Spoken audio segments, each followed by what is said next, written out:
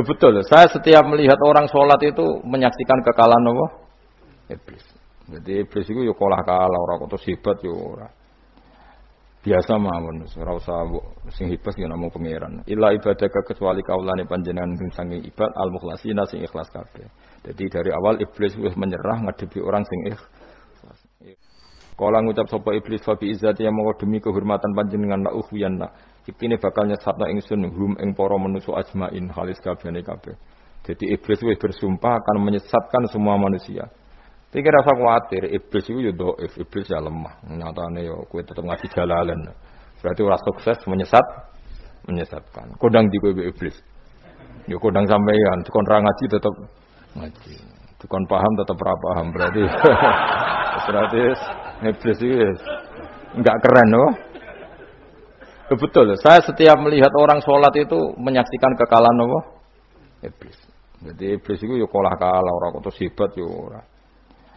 Biasa mawon, ora usah sing hebat ya namung pangeran. Illa ibadaka kecuali kaulane panjenengan sing sange ibad al-mukhlasina sing ikhlas kabeh.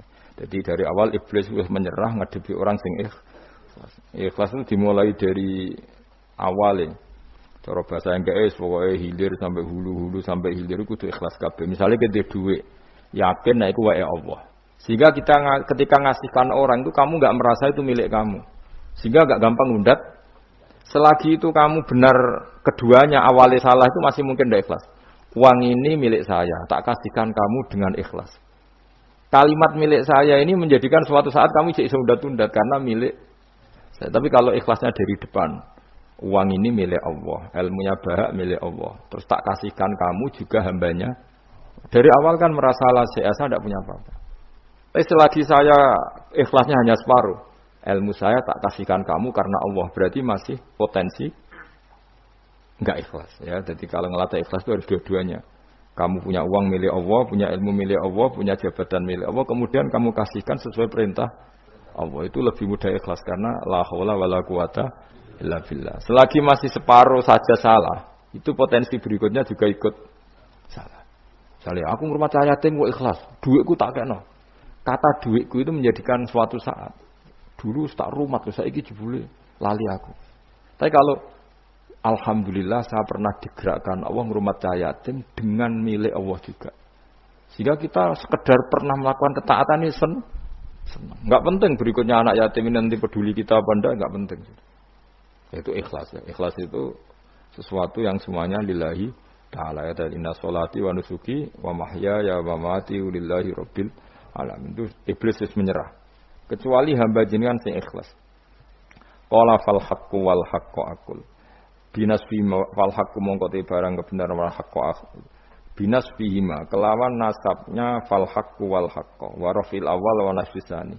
Fanasbu bil fi'li ba'da wa nasbu awal kila bil fi'lil mazkur wa kila alal masdar ya haqqu hiqqu al haqqu wa kila ala nasi harfil qasam wa rafu ala mubtada'un mahdhuful khabar fal haqqu minni wa kila fal haqqu qasami. Wa jawabul qasam la amla naik tine bakal ngebae ingsun jahanam ing neraka jahanam nika sange sira bi zurriyati katriksi kelanjur ya panjenengan manan sange wong tabi kang anut sapa man ka ing sira minum sange para manusa ajmaina halis kabehane kabeh. Niku mon bakasan-bakasane aku wis pokoke sampean maca kena kira kita napa qala fal haqqu wal haqqu napa aku mun liyane niku kira macam-macam wonten sing napa nasab rofa ana sing nasab sesuai niku kados khilaf-khilaf niku. La amna yaktine bakal ngebae ingsun jahanam namain neraka jahanam nika sing sira bizuriyati ka kelaman anak turun sira.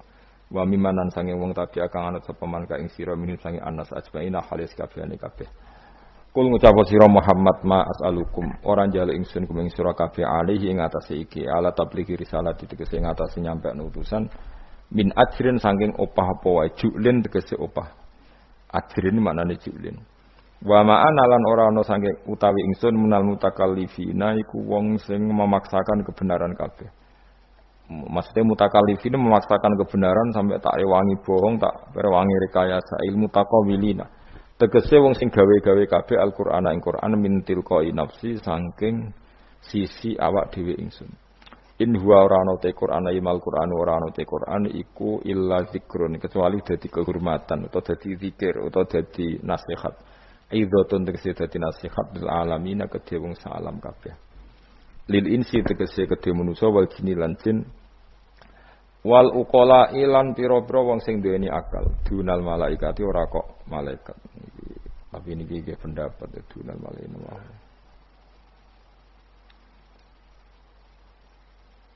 Maksudnya Quran itu memperingatkan orang supaya dari tidak soleh menjadi soleh. Sementara malaikat mesti nopo soleh. Jadi nggak perlu diperingatkan dengan apa? Quran. Tapi niki pendapat Imam Suyuti. Banyak ulama yang mengatakan malaikat pun butuh Quran karena untuk tasrif, untuk satu kehormatan. Kan masyhur itu khilafnya ulama. Apakah malaikat itu termasuk umatnya Kanjeng Nabi Muhammad SAW?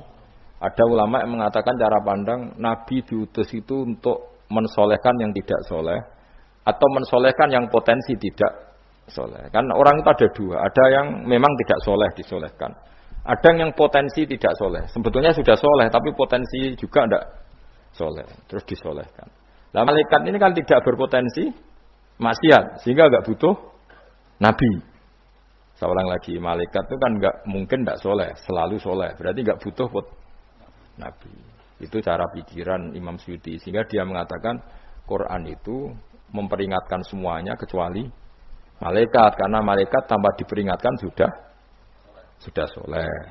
Tapi kata ulama yang lain tidak seperti itu. Malaikat tetap senang sebagai umatnya Rasulullah Shallallahu Alaihi Wasallam karena butuh status tasyrif. Tasyrif itu keren. Nanti takoki ke melok kelompok isopo, melok kelompok Kanjeng Nabi Muhammad Shallallahu Alaihi Wasallam. Sehingga kalau nanti ditanya Allah, miman anta misalnya, min ummati habibika Muhammad, itu keren. Kayak termasuk umatnya kekasihmu Nabi Muhammad Shallallahu Alaihi Wasallam. Lalu kamu ngikuti apa? Yo min ahsani kitabik, mengikuti kitab terbaikmu ya Allah. Sehingga mereka ikut umatnya Nabi bukan karena disolehkan, tapi karena tasrif, satu kehormatan. Itu yang diikuti ulama. Tradisi kita ahli sunnah ngikuti yang pendapat itu. Ngikuti bahwa malaikat pun suka dikategorikan umatnya Kanjeng Nabi Muhammad Sallallahu Alaihi Wasallam karena nambahi tasrif, nambahi apa? Tasrif. Masyhur itu. Itu Imam Suyuti dalam hal ini kita ngikuti ulama mayoritas, bukan ngikuti yang ini. Masyhur kan Jibril ditanya, kan itu ketika Jibril ketemu Nabi Muhammad ditanya, untungnya apa kamu jadi safir? Safir itu kira-kira terjemahan bebasnya panitia saya. Jibril itu kan ya jauh dari langit turun bumi, dari langit itu kan jauh. Terus kamu untungnya apa? Karena Jibril itu tahu betul peristiwa yang pernah dilakukan Allah. Yaitu kayak apa malaikat yang di langit bisa diusir karena kesalahan tertentu. Malaikat yang sok suci kayak siapa itu Harut Marut juga dihinakan seperti itu. Dan Jibril tahu betul Allah itu yaf'alu ma yasha. Jadi yang sekarang malaikat bisa saja jadi pokoknya tahu betul Allah bisa melakukan apa saja. Karena Jibril tahu betul Allah karena dia ketua malaikat. Kan kita tahu misalnya ada sejarah siapa? Harut Marut dari malaikat menjadi hina seperti itu. Jibril akhirnya tanya. Ya sudah, Jibril punya terus ditanya Nabi, kamu untungnya apa setelah jadi safir saya, jadi panitia yang ngurusi wahyu. Terus kata malaikat Jibril, saya tidak pernah merasa aman. Apakah saya selalu dalam posisi ini, posisi terhormat, kecuali setelah menjadi safir, menjadi pelayan kamu, ketika aku distatuskan oleh Allah, apa itu? Innahu laqaulu rasulin karim dzi quwwatin inda dzil arsy makin muta'in tamam. Terus kan fa amintu ba'du.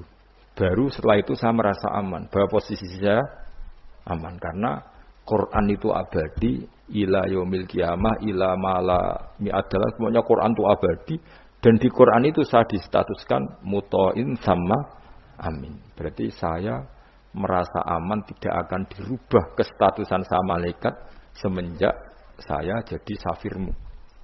Intinya Jibril juga mendapat kehormatan karena ngitmai Quran.